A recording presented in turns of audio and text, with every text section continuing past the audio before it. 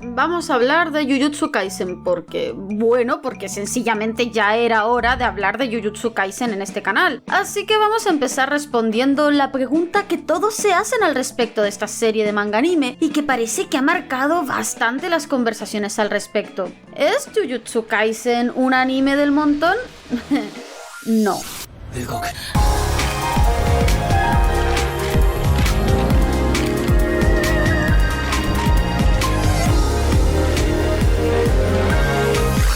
Y ahora que he contestado esto, ¿pasamos a algún tema más interesante del que hablar de este manga anime? Por supuesto, hablemos de mi Patreon, porque les recuerdo que yo tengo Patreon y pueden apoyar el proyecto que es Marina Golondrina desde ahí, mientras tienen acceso a varias recompensas desde tan solo €1 al mes. Por otro lado, si se fijan, abajo del vídeo verán que tienen una opción nueva que es la de unirse al canal como miembros de este. De nuevo, pueden apoyar al canal desde esta opción, desde €1 al mes y accediendo a las mismas recompensas que tienen los miembros de Patreon. Si este canal existe es gracias a la inestimable ayuda y apoyo de todos mis mecenas que aparecen ahora mismo en la pantalla. De verdad, gracias. Ustedes son el sostén de este lugar. Y dicho ya esto, retomemos ahora en serio. Ya que hemos quitado la aburrida conversación de encima sobre si Jujutsu Kaisen es una copia y bla bla bla de en medio, ¿hablamos de algo con un poco más de sustancia al respecto de esta serie? Creo que son varios los puntos interesantes de Jujutsu Kaisen que la hacen destacar por encima de otras series parecidas, y creo que si bien participa de las convenciones del Shonen Neketsu y en general de varias de estas historias de acción y aventuras, hace un uso muy consciente de sus elementos para establecer un diálogo con sus pares y para hablar de una visión de mundo muy interesante que busca transmitir su autor. A diferencia de Chainsaw Man, por ejemplo, que parodiaba y subvertía ciertas convenciones de los Neketsu, como las motivaciones de los personajes, el trabajo en equipo, etc., Jujutsu toma otra ruta en la cual se apropia de estos elementos y tropos para fabricar un entorno consistente que nos haga reflexionar, no tanto sobre ellos, que también, sino sobre el mundo que nos rodea. Y en concreto, creo que una de las cosas que me fascina sobre esto es cómo usa el género de la fantasía urbana para construir su discurso. ¿Y esto qué es específicamente? Bueno, según nuestra máxima fuente de conocimiento y sabiduría, es decir, la Wikipedia, la fantasía urbana es un subgénero de la fantasía en que la narración tiene lugar en un entorno urbano. Las obras de fantasía urbana se establecen principalmente en el mundo real y contienen elementos de la fantasía como la llegada de razas diferentes a la humana, el descubrimiento de criaturas mitológicas, la convivencia o conflicto entre humanos y seres paranormales y otros cambios drásticos en la vida de una ciudad. Dicho esto, queda claro que Jujutsu Kaisen es una obra que toma este género dentro de la fantasía como lo hacen muchas otras obras de anime, desde Bleach hasta Monogatari series. Y centrándonos en Bleach, que según el propio Akutami, autor de Jujutsu, fue una gran influencia para él, tenemos muchísimos shonen neketsu que toman este género, como pueden ser Shaman King, Ao no Exorcist, Noragami, la misma Bleach, Chainsaw Man, que es su contemporánea, Bungo Stray Dogs y hasta Boku no Hero en realidad. Sin embargo, creo que a diferencia de otras historias de este estilo, Jujutsu Kaisen toma la fantasía urbana de una forma consciente porque busca hablarnos de nuestro propio mundo, situándose en él y concretando sus discursos en la realidad.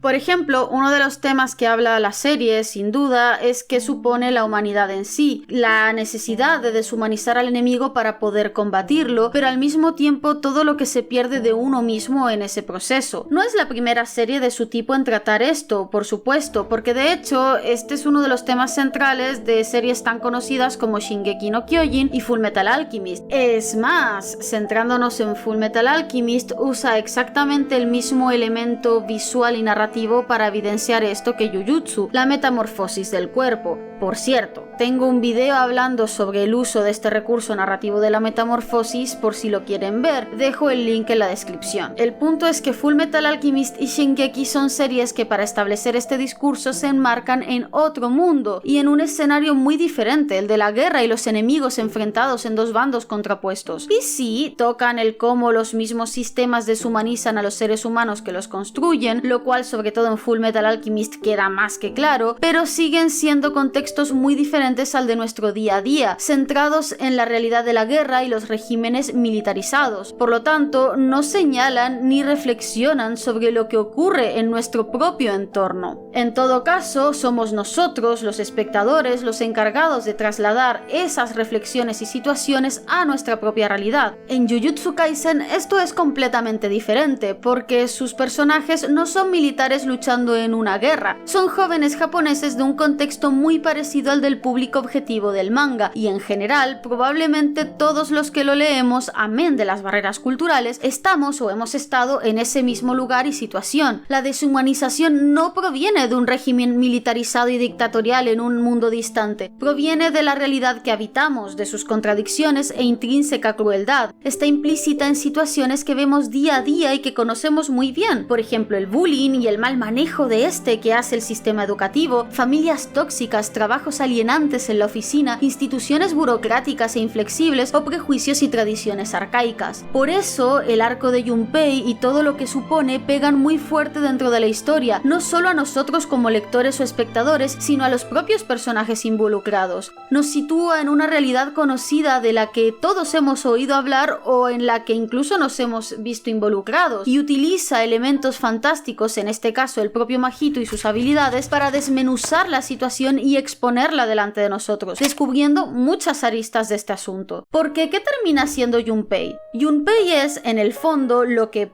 por la triste notoriedad y frecuencia que tienen estos incidentes en Estados Unidos, llamamos Scholar Shooter, o al menos está a punto de convertirse en uno. En vez de un arma robada, claro, lo que tiene son los poderes que le enseña a usar Mahito y el ritual que calza con lo que está sintiendo, pero el concepto es muy parecido. Es algo que le permite devolver la violencia de la que una y otra y otra y otra vez ha sido objeto. Y está claro que lo que llega a estar a punto de hacer Junpei en el anime está mal, pero la serie, lejos de retratarlo como un villano de turno al que detener o evangelizar, lo muestra como lo que realmente es, una persona tan arrinconada por su propia realidad, tan deshumanizada por quienes lo rodean, que termina sucumbiendo al primer discurso que le ofrece una salida a esto. Porque Mahito, en realidad, más que el arma para vengarse, lo que le ofrece a Junpei es eso, un discurso que le permita borrar de delante suyo las líneas de los valores y la moral que se le han inculcado y que le impiden llevar a cabo su venganza, y por tanto le permiten deshacerse sin remordimientos de aquello que le causa dolor. Es una forma de pensar que acomoda, o eso cree él, las cosas para que pueda habitar en el mundo que tanto daño le hace, y una explicación válida para lo que está sufriendo. Es tentado con este relativismo nihilista retorcido. Las personas no tienen corazón, las personas no son más que carcasas, cuerpos y mentes maleables. Las personas no son, en contradicción con todo lo aprendido, humanas. Su existencia no es por tanto sagrada, importante o algo que se deba defender necesariamente. Es un discurso cómodo y Junpei lo acepta porque este le permitirá vivir en paz. Hablamos de un personaje al borde del abismo, un inocente que, en un momento en que sus buenos valores y moral se ven sepultados por el dolor y el pesimismo, es empujado hacia el lado negativo de su propia naturaleza por una fuerza que lo embauca para ello. Mi amigo y colega Víctor Ex Máquina tiene un video muy bueno ahondando en todo esto que les dejaré en la descripción, y sobre cómo Jujutsu Kaisen usa este arco para establecer el tono moral gris que maneja la serie. Pero lo que me interesa que se queden de este asunto ahora mismo es cómo sitúa este relato, todos estos acontecimientos, en el aquí y ahora, en nuestro espacio, en nuestro universo.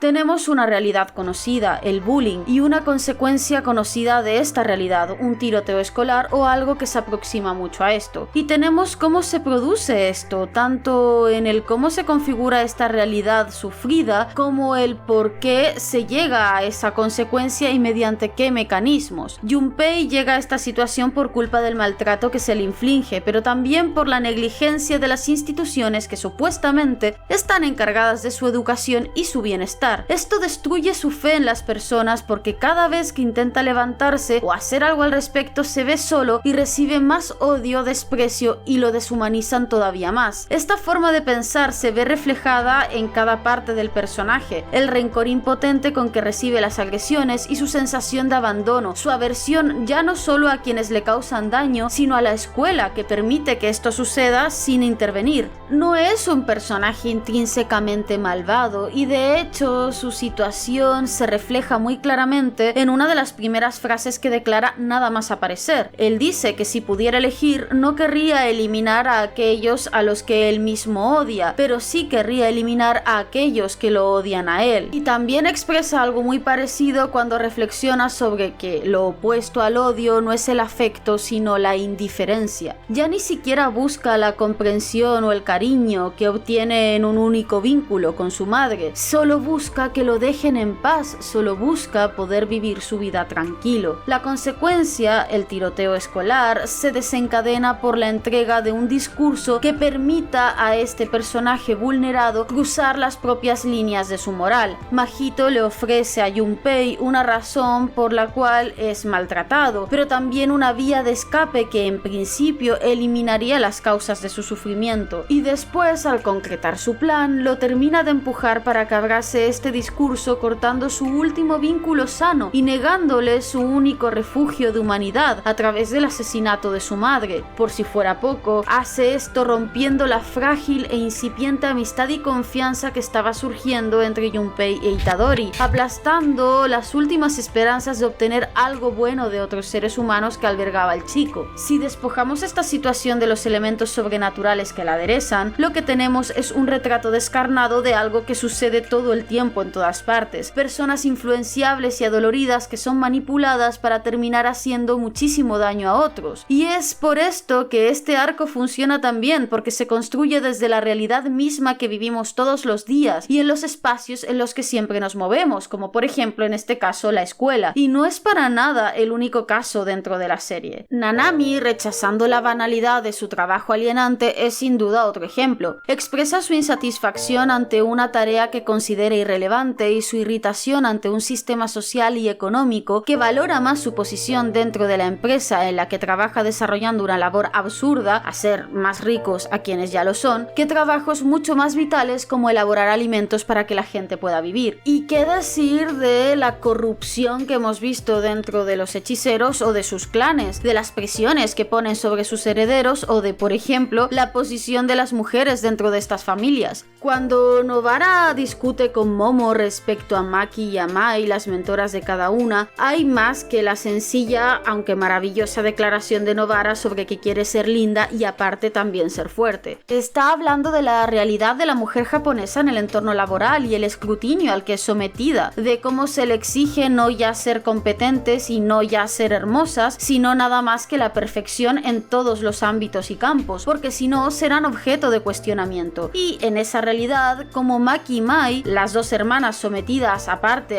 por las reglas y tradiciones arcaicas de una familia construida en prejuicios, buscan cada una el camino mediante el cual enfrentar esta situación que por su género y condición les toca vivir. Aparte de, por cierto, como Mai representa a aquellas personas extremadamente talentosas en habilidades que, por otro lado, no son valoradas por su entorno, que se concentra en señalar lo que no tienen en vez de potenciar lo que sí poseen. Y esto es extensivo a los personajes principales, por supuesto, a cómo van construyendo su ideología y motivaciones en relación a sus experiencias vividas. Cuando observamos a Itadori, por ejemplo, nuestro protagonista, su motivación puede parecernos extraña, y lo mismo sucede con Nobara y Megume, y en general con todos. Pareciera que sus motivos para hacer lo que hacen no están del todo claros, son difusos y siempre vinculados a sus derivas personales e internas. Yuji quiere vivir sin arrepentimientos, eso es lo que declara, pero realmente lo que quiere, lo que está detrás de esto, es no morir solo y que nadie tenga que hacerlo. Es esta idea de muerte digna, es decir, no morir como su abuelo. Es un gesto humanizante, pero que nace desde el miedo y que no es desde el cómo vivir, sino desde el cómo morir, aludiendo a que esta muerte es un reflejo de lo que se ha sido en vida. Nobara quiere vivir en la ciudad y alejarse del campo que dice odiar, pero realmente lo que sucede es que quiere estar alejada del entorno opresivo en el que creció, ahogada en prejuicios ajenos y pendiente del que dirán en vez vez de ocuparse de sí misma. Megumi quiere defender una idea propia de justicia en un mundo que sabe que castiga al inocente, no por hacer de este mundo más justo, sino por defender su propia posición ante él. Maki dice que quiere ser la líder del clan Zenin y en este sentido es la que tiene un objetivo más clásico, pero en realidad esto no es lo que quiere es romper con las barreras que su familia le impuso. Nanami quiere sentir que se dedica a un trabajo relevante y no a una idiotez, que a pesar de que es un trabajo desagradecido que le obliga a poner sus sentimientos en juego, está haciendo algo relevante con su vida. Y luego tenemos a Goyo, y Goyo, bueno, es perfecto, pero ese es otro asunto. Lo que quiero establecer es que son razones difusas y neblinosas, pero esto no es un problema, es una virtud. Son metas muy lejos de los diáfanos objetivos de vida que solemos ver en estas historias. No hay un quiero ser el héroe número 1, quiero ser Hokage o quiero ser rey de los piratas. Tampoco son metas que tengan que ver con revertir una mala situación como podían ser en el caso de Fullmetal Alchemist o Kimetsu no Yaiba. Son metas que se establecen desde la propia negatividad del mundo, desde el miedo, desde la impotencia o el resentimiento. Personajes que huyen o quieren evitar algo, que son movidos por escapar de la propia sombra que ellos mismos proyectan. Son personajes que se mueven, en definitiva, como la mayoría de las personas en el mundo real lo hacemos. No son metas claras porque no es un mundo que las permita. ¿O acaso, y más a la edad de nuestros protagonistas, nosotros sabíamos qué queríamos hacer con nuestra vida o teníamos metas súper definidas? Si con suerte sabíamos qué carrera queríamos estudiar. La verdad es que solemos funcionar más por impulsos e instintos, y es por esto que los personajes de Jujutsu Kaisen, en mi opinión, se sienten de hecho muy naturales, ya que se comportan como una persona real lo haría, se construyen en base a la propia experiencia de una persona que habita en este mundo. Desde Yuji decepcionado por no poder usar un Rasengan o algo parecido, hasta su miedo e impotencia la primera vez que enfrenta la muerte, donde en vez de ser heroico se muestra balbuceante y arrepentido. Y también detallitos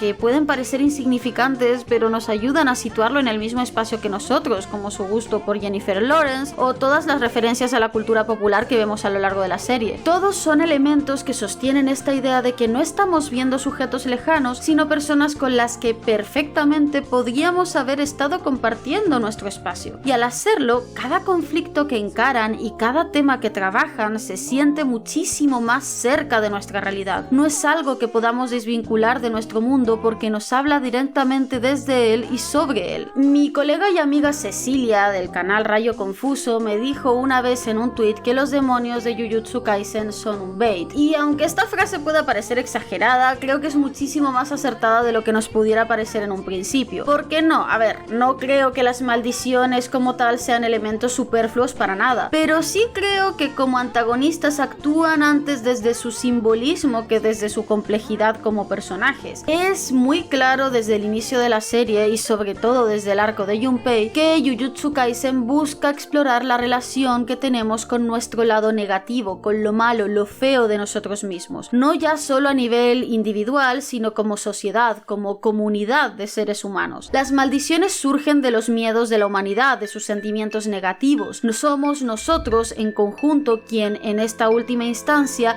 damos luz a este mal que suponen. Lo propiciamos. Las personas que lo combaten, por su parte, están malditas también. Es decir, usan esta misma energía surgida de lo negativo para combatirlo. Son partícipes de este mal, por lo tanto. En última instancia, son algo que los seres humanos nos causamos a nosotros mismos, una manifestación más de lo que somos y de la forma en que vivimos. Lo interesante de Mahito, por ejemplo, no es lo que es como personaje entonces, o al menos no es lo más interesante, sino lo que supone su existencia. Es el miedo al propio ser humano, la desconfianza y el terror que nos provocamos entre nosotros, que sentimos por nuestros semejantes, lo que nos divide. Es un miedo tan profundo, extendido y arraigado que ha generado un monstruo de semejante poder. Es por eso que su habilidad es aquella que deshumaniza a las personas, y es por eso que es él quien empuja a Junpei hacia lo peor de sí mismo. Lo que tememos de otras personas, al fin y al cabo, ¿qué es sino ser pisoteadas, anuladas por esta? Esto es lo que representa Mahito, y de nuevo, no es más que aquello que nos hacemos nosotros mismos.